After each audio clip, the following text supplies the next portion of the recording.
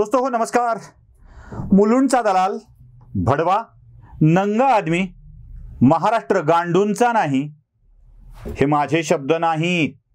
कृपया या शब्दांना माझे शब्द समजून मी ताळतंत्र सोडलाय असं वाटू देऊ नका। हे शब्द आहेत आदरणीय वंदनीय विश्वप्रवक्ते संजयजी राऊत यांचे। आजच्या पत्रकार परिषदेमध्ये सगळ्यात ठळक मला काय वाटलं तर हे काही शब्द, महाराष्ट्र गांडूंचा देश नाही, मुलुंडचा दलाल, भडवा आणि मी नंगा आदमी आहे, या सगळ्या शब्दात राऊत आज बरसले। बरसले म्हणजे आजकाल पाऊस असा बरसतोय ना रिमझिम, तसेच रिमझिम बरसले। राऊतांच्या पत्रकार परिषदेविषयी एवढं प्रचंड औत्सुक्य निर्माण झालं होतं की असं वाटलं की आता देवेंद्र फडणवीसांची काय अवस्था होईल माहित नाही। हादरले आकाश डचमळली पृथ्वी अशी अवस्था होऊन जाईल। विराट वादळ हेलकावू दे, पर्वत पाण्यांचे डळधळू दे, पाताळी चढू दे, पाताळी सविता, असलं काहीतरी होईल असं वाटलं होतं। असंही काही झालं नाही। मग झालं तरी काय तर राऊतांनी काही गोष्टीचे आरोप केले, आपल्यावरच्या आरोप करणाऱ्यांना शिव्या घातल्या आणि खुलासे मात्र केलेच नाहीत। आपण मध्यमवर्गीय, आपण साधारण माणसं, आमच्याकडं कुठलं एवढं, असं वापरली भाषा। म्हणजे राऊतांनी स्वतःच्या वरच्या आरोपांचं स्पष्टीकरण करत करत पाटणकरांवरच्या आरोपांचं स्पष्टीकरण केलं। मुळात ज्या आरोपांची चर्चा नाही आहे, पाटणकरांनी देवस्थानच्या जमिनी घेतल्याचा फारसा आरोप गदारोळ झालेला नाही, पण पाटणकरांच्या जमिनीचा उल्लेख आपल्या पत्रकार परिषदेत करून बाळकडूच्या सोबत पाटणकर काढा देखील शिवसैनिकांना आवश्यक असल्याचं सांगितलं। त्यांचाही खुलासा आपण करतो, म्हणजे आपण परिवाराचे निष्ठ आहोत हे दाखविण्याचा प्रयत्न झाला।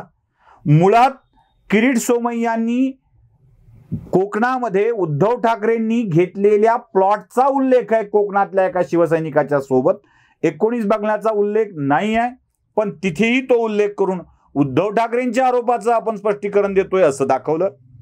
रश्मी ठाकरेंच्या कुटुंबावरती झालेल्या आरोपाचं स्पष्टीकरण देतोय असं दाखवलं आणि स्वतःच्या आरोपाविषयी फार कमी बोलले। त्यांनी भाजपच्या 3-4 लोकांच्या विषयी गंभीर आणि असे भयंकर आरोप केलेले आहेत, पण त्याही आरोपाला सत्य करणं, टिकवणं फार कमी आहे।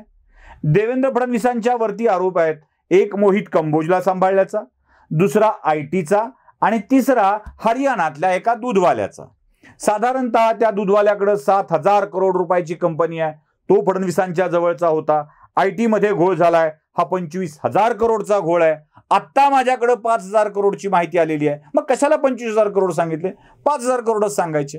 आणि आजवर 2 वर्ष झालं महाराष्ट्रामध्ये शिवसेनेचे मुख्यमंत्री आहेत, गृहमंत्री राष्ट्रवादीचे आहेत। या 2 वर्षात आयटीचा घोळ, हरियाणाचा घोळ का काढता आला नाही, का चौकशी करता आली नाही? इकॉनॉमिकल ऑफेन्सेस विंग महाराष्ट्र सरकारच्या अखत्यारीत आहे, त्यावरती का काही केलं नाही, हेही प्रश्न पडतात।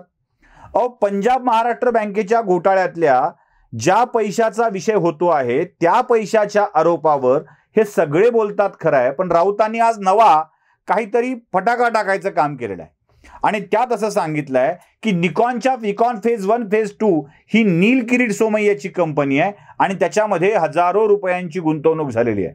म्हणजे जागा पण फुकट, पैसे पण दिले, एवढा भ्रष्टाचार असा होतोय। किरीट सोमय्या यावर काय उत्तर द्यायचं ते देतीलच। मोहित कंबोजलाही यांनी मोठं करून टाकलंय आणि ईडीवरही आक्षेप व्यक्त केलेत, म्हणजे ईडीनीच आपले वसुली एजंट नेमलेत। राऊत, आता मला म्हणायचा आहे तो शब्द तुमच्या लक्षात आला असेल, आता राऊत ठिकाणावर आहेत का हा प्रश्न देखील आपल्या सगळ्यांना पडल्याशिवाय राहत नाही।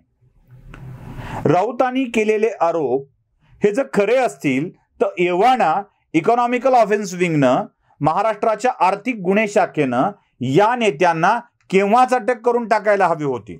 लग्नातलाच विषय काढायचा आहे म्हणून सुधीर मुनगंटीवारांच्या लग्नातल्या कार्पेटचा विषय, 9.5 कोटीच्या कार्पेटचा विषय राऊतांनी काढून अक्षरशः आपलं हसं करून घेतलेलं आहे। स्वतःला मध्यमवर्गीय म्हणवणारे राऊत का सांगत नाहीत की आपल्या पत्नीनी 2,61,00,000 रुपयाचं कर्ज घेतलंय. अहो राऊत, तुम्हीच दिलेल्या तुमच्या शपथपत्रात किहीमच्या प्लॉटचा उल्लेख केला, म्हणजे किहीम मध्ये घेतलेल्या प्लॉटचा उल्लेख केला. या सगळ्या प्लॉटची एकूण क्षेत्रफळ जर काढलं ना तर ते किती होतं याचा विचार करा, त्याची किंमत किती होते याचा विचार करा. आणि तुमच्या माहितीसाठी, सगळ्यांच्या माहितीसाठी सांगतो की हे जे रक्कम आहे ही प्लॉट घेण्यासाठीच घेतलेली आहे. 2,61,00,000 रुपये एवढं कर्ज राऊतांनी घेतलेलं आहे. 30-40 लाखाची प्रॉपर्टी नाही आहे ती. राऊतांच्या मिसेसनी 2,61,00,000 रुपयाचं कर्ज घेतलंय. त्यांच्या मेवण्याकडून पण 2.5 लाख घेतल्याचं दाखवलंय. 30 लाख रुपये एकट्या सुजित पाटकरचे आहेत. मध्यमवर्गीय माणसाला 2 करोड, मध्यमवर्गीय माणसाच्या मध्यमवर्गीय बायकोला 2,61,00,000 कर्ज घेऊन जागा विकत घ्यावी लागते. ती माणसं मध्यमवर्गीय असतील का? कोणत्या मध्यमवर्गीय माणसावर करोडो रुपयाचं कर्ज आहे? म्हणजे आपल्या सगळ्या प्रकाराला या पद्धतीनं छानपैकी बाजूला ठेवायचं आणि दुसऱ्यांचे हजारो करोडो रुपयांचे विषय तोंडी सांगून टाकायचे. मुळात राऊत बोलायला आल्यावर असं वाटलं होतं की राऊत काहीतरी वेगळी माहिती देतील, खरोखरच आज जातील अशी माहिती देतील, असा मोठा बॉम्ब टाकतील. हिरोशिमा नागासाकी सारखी अवस्था भारतीय जनता पार्टीची होईल, उद्ध्वस्त होईल भारतीय जनता पार्टी, भूमंडळ हादरेल, अक्षरशः भाजपच्या लोकांना पळता भुई थोडी होईल. तिकडे नरेंद्र मोदी संध्याकाळी लाईव्ह येऊन मित्रों मैं आपसे क्षमा चाहता हूं असं म्हणतील. महाराष्ट्रातल्या भाजपचे असे नेते माझ्या वाट्याला आले, मी भाजपची, देशाची क्षमा मागतो असं म्हणतील.